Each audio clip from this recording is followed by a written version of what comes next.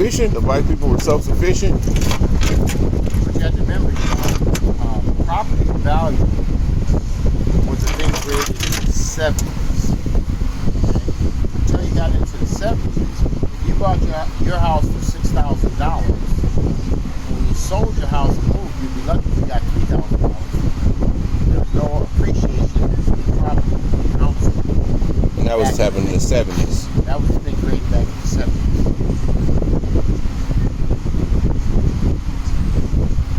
So, with that said, when they wiped out the Rondo neighborhood, you had the black-owned businesses on it, they were their buildings and everything else, but they only got pennies for the dollar. They were not able to afford to buy a new building to put their business in. So the black businesses got wiped out during the destruction of the Rondo neighborhood.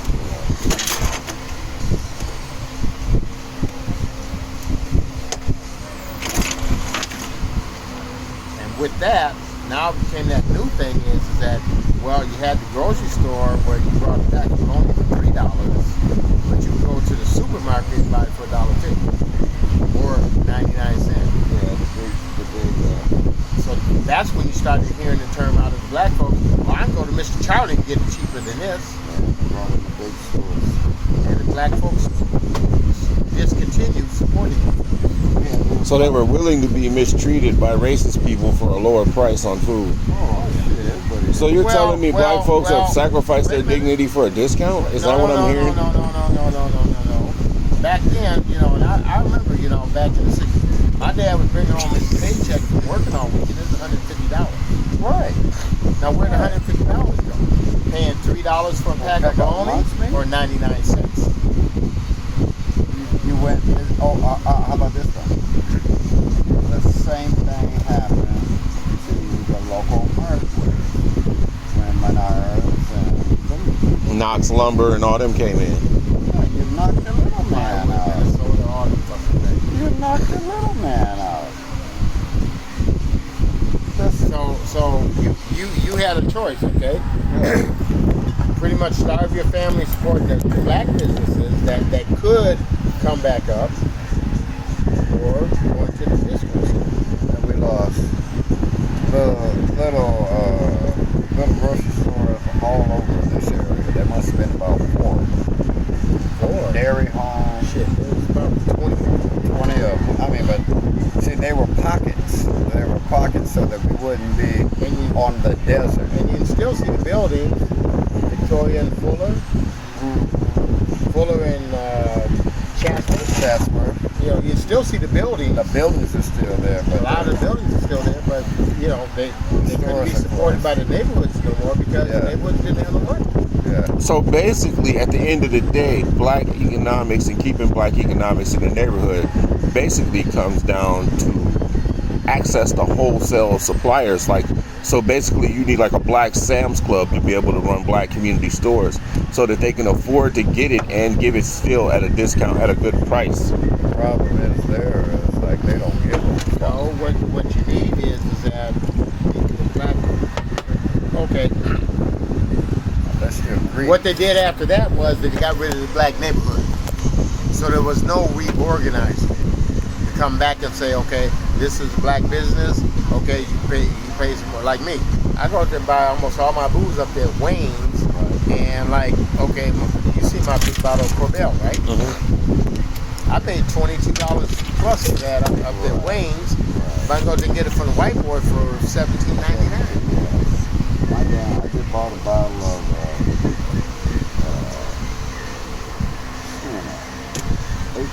And he can't afford to sell it at any less of a price. Exactly. He needs to make money. And then he's actually in a good spot, to be honest with you. Right over there next to those buildings, apartments and condos. No, just the location because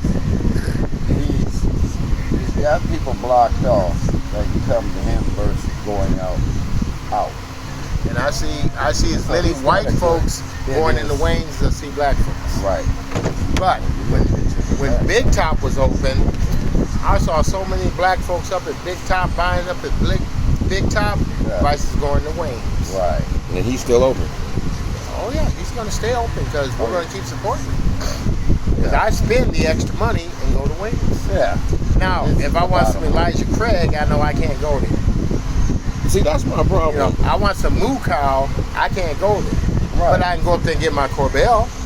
I can go up there and get the Smirnoff. You can't afford You know, and I'm to- paying $4 more a bottle at least, buying it from him. But I'm gonna go spending $4 more at the juice store. That's You know black what- power economics. Yeah. But you know what I heard? Total Wine. I heard what they had for a listing of products. They have 3,000 different bottles of wine. They had like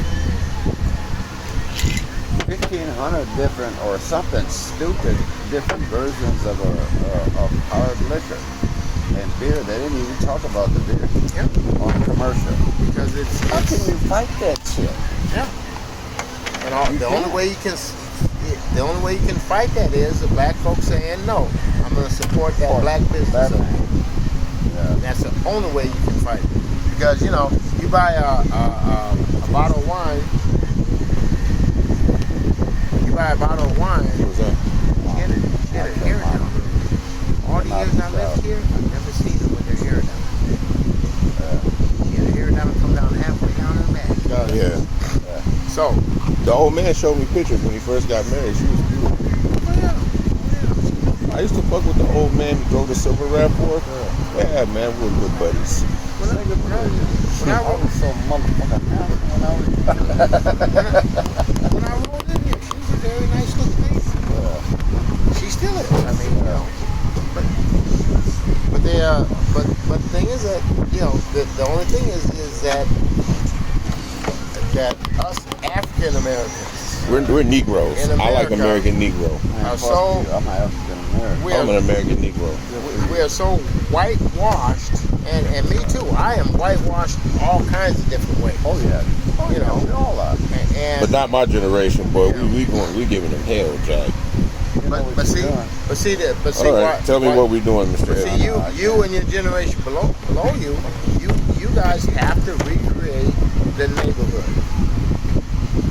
If you don't recreate the neighborhood somewhere or another, you're still going to continue to fight that uphill battle. Well, I'm trying, Mr. Stan, and I've been talking to Malachi and David, and I've asked them to join me in this battle with solar panels. I asked them, solar panels isn't just about solar, it's about a 25-year contract with the city. Hand me my phone and unplug that damn thing. I mean, how can you fight a 25-year contract with the city? And so even if they force us out, they still got to pay us for the contract. I mean, how can you fight somebody giving you money? Well, I'm asking those guys to join me. No, but hear what I said. Yeah. Oh man, that only makes sense. But I mean, how Mr. can you Stan fight says secure. somebody- He says secure the neighborhood. That's. I couldn't agree with him more. And how else can you secure the neighborhood than with the 25-year contract to sell energy? But you see, that's just a no-brainer. But like, you know, the people that can afford to do that shit, They can't afford. Look at the money. They got Mercedes. He bought his daughter a new Mercedes because somebody crashed into the oil. When you got the bread's there. Oh no, if you got it, use it. But I'm just saying, I think there's a difference between intelligence and financial intelligence, Mr. Eddie. But you know, let me ask you something. Yes, sir, Mr. Stan. I know you're gonna get on me. No, I'm going to give you an idea. That's all. put a bottle on that. You have talked to them, I have tried. okay? 100%. Have you presented them with a perspective? Yes, sir, I have. I talked to David outside just the other day and told him, No. You know the perspective. enlighten me. You've heard of business plan? Oh, yeah. Well, That's what the perspective is. You show them on paper and talk to them about an ideal and forming your conglomerate. You'll probably get further. No, but you know, it's the same thing. Remember when you came over there and told us, you know, hey man, I think man, this shit will work out for you, And then our ideology was like, you know, it's too late for us to, because guess what? I'm not interested. I'm not interested for one reason only. I ain't got that kind of time to deal with this. That's a lot of time invested. At minimum 8 years. Yeah, but see, I could go down at any particular point in time. At my age, the average life average lifespan of an American citizen right now is 78 years old. That means I got another 13. I ain't. That's the average life. And good and goddamn well that people live past that, but my mom's, all my peoples have died in their 80s. So that gives me 15, maybe 20. What the fuck I'm gonna look like trying to buy a goddamn solar, goddamn. I can't even, I might be able to pay it back, and even if I could pay it back, I'm not gonna enjoy my benefit on it. My benefit is after it gets paid off, where I got 100% ownership. Everything. Ownership, and then revenues coming in. See, in my situation, it's a little different because I'm starting off with ownership. Early. No. You still, just the ownership don't mean shit. You still got a bill to pay.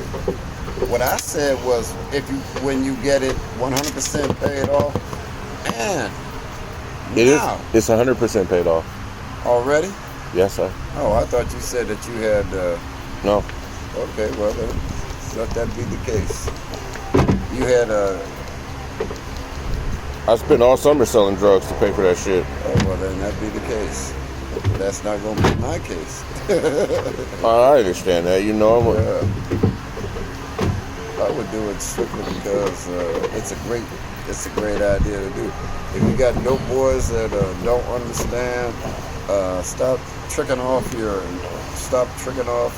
bread profit. Don't trick off your profit.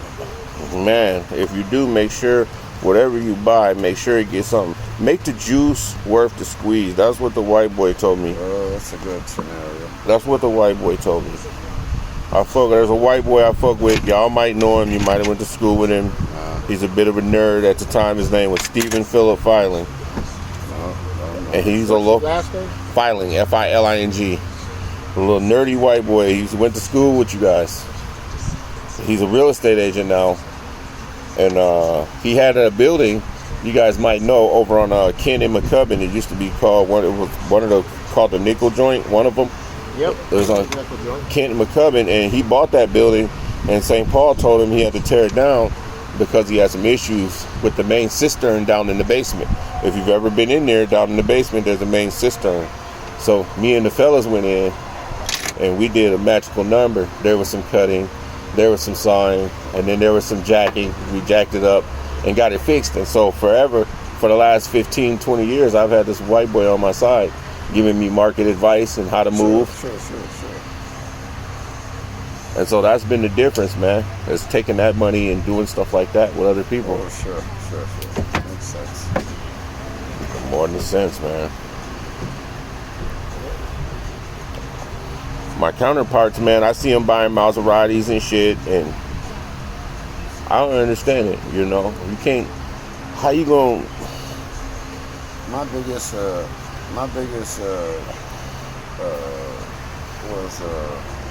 boy he's not the biggest boy, but Boogie Dude? Yeah, I know Boogie Dude too, but he wasn't the biggest boy. He was the biggest one to do.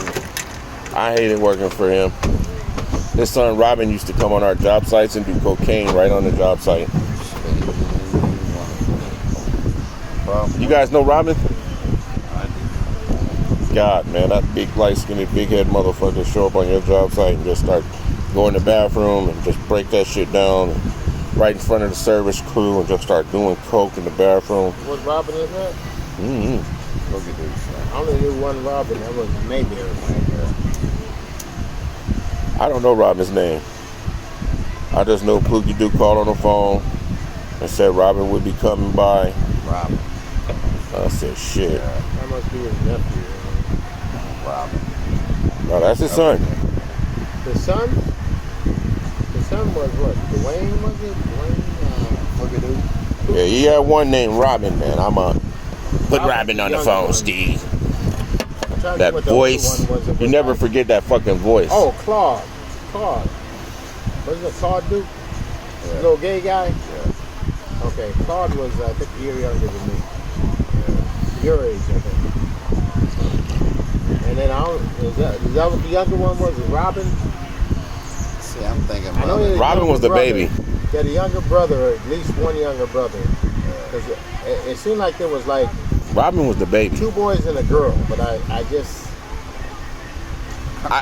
Listen, 383 St. Albans was Plugie Duke, Dwayne, and fucking Booker. Well, Claude, And Charles Cox. We had a house on Aurora there. You know what I'm talking about, 383 St. Albans?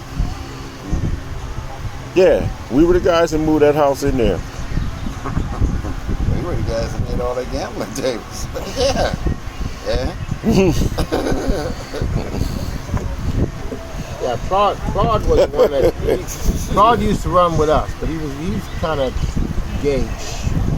Right. You know, but he used to run with us because we were, all of us kids on Aurora. Can I get another one of these, Oh, yeah. Mr. Stan? I can go get it if you want to tell me. You don't even know where it's at, so how you gonna get it? Oh, shit.